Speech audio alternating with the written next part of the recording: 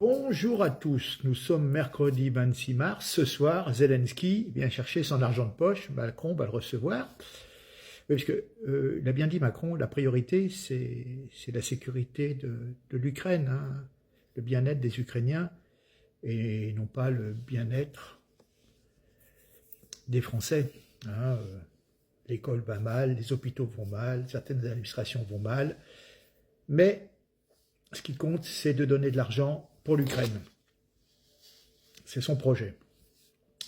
Je vous ai mis une photo d'un monsieur, Joseph Caillot, qui avait créé un nouvel impôt. C'était temporaire. Hein. L'objectif était de financer temporairement les dépenses exceptionnelles de la Première Guerre mondiale. Un effort temporaire, patriotique et surtout solidaire. C'est ce qui était marqué dans le journal officiel du 1er janvier 1915. C'était fixé à 2% du revenu. Il devait s'arrêter à la fin de la guerre. Et plus de 100 ans après, on paye toujours l'impôt sur le revenu. Et certains vont jusqu'à payer plus de 40%. Voilà. Alors je pense aussi à tout ce qu'on a pu voir. Impôts majorés pour les grosses sociétés. On passe de 33 à 40%, etc. Mais c'est toujours du provisoire.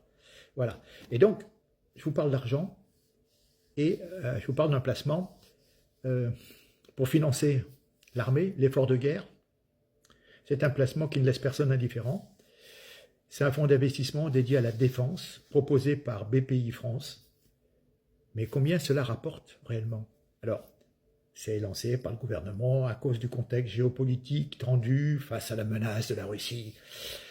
C'est pour donc mobiliser une partie de l'épargne des Français pour soutenir les entreprises d'armement avec un minimum de 500 €.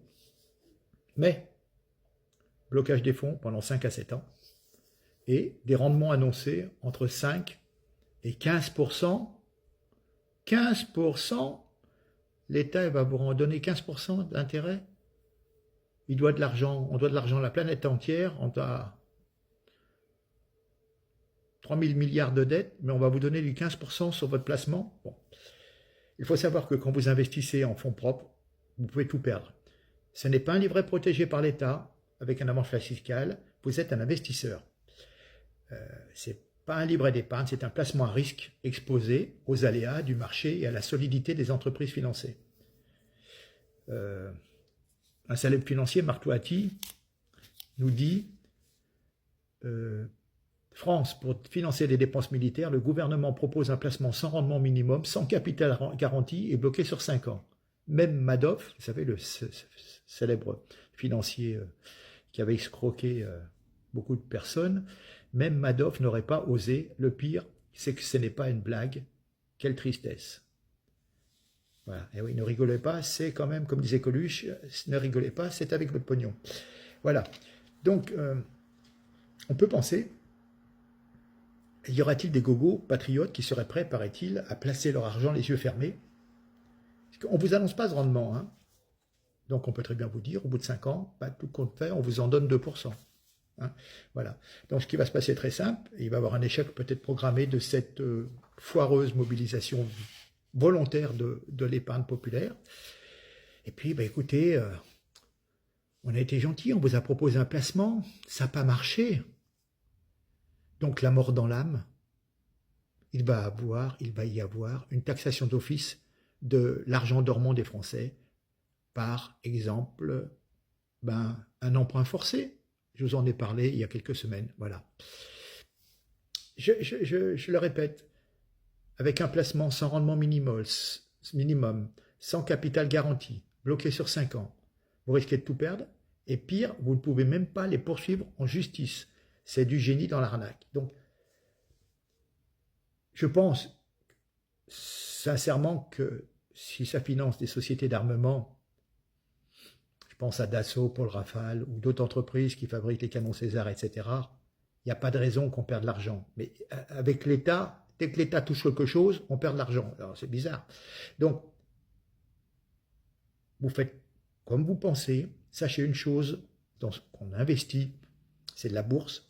Vous pouvez investir tout ce que vous voulez, mais une seule règle d'or. Ne jamais mettre plus que ce que vous pouvez vous permettre de perdre sans pleurer. C'est-à-dire, ne mettez pas de l'argent que vous savez que dans 5, 6 ou 7 ans, vous en aurez besoin par rapport, par exemple, à votre future retraite ou un futur achat d'appartement, etc. Hein.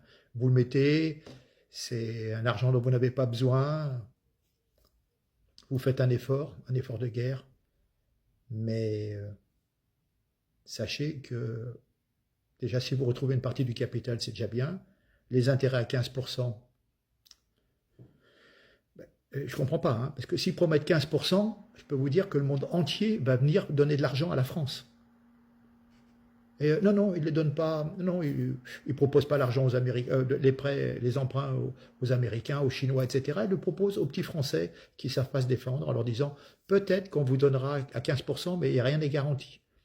Voilà, et puis au bout de 5 ou 6 ans, Macron ne sera plus là, et puis le mec qui va arriver, il va dire écoutez, monsieur, 3300 milliards de dettes, là j'en ai encore 200 milliards de plus, avec tout ce qu'on a donné à l'Ukraine, ben, vous pouvez être content déjà de récupérer votre argent. Merci, je vous donne une bonne poignée de main, vous avez fait un effort patriotique. Voilà. Donc, allez-y mollo. Bon, quelqu'un veut mettre 1500 euros, 2000 euros, qu'il est suffisamment large, pourquoi pas. C'est comme si vous jouez au loto ou au tiercé. Après, vous verrez. Mais voilà, ne soyez pas crédules. Sans garantie, sans capital garanti, sans rendement garanti. Oh, chérie, je te ferai ci, je te ferai ça, et puis derrière, walou. Si vous voyez ce que je veux vous dire. Bon, bref, allez, je vous laisse. En tous les cas, faites très attention en matière financière. Quand c'est trop beau, ils n'auraient pas besoin de vous le proposer, ils le proposeraient à d'autres si c'était si facile de donner 5 à 15%.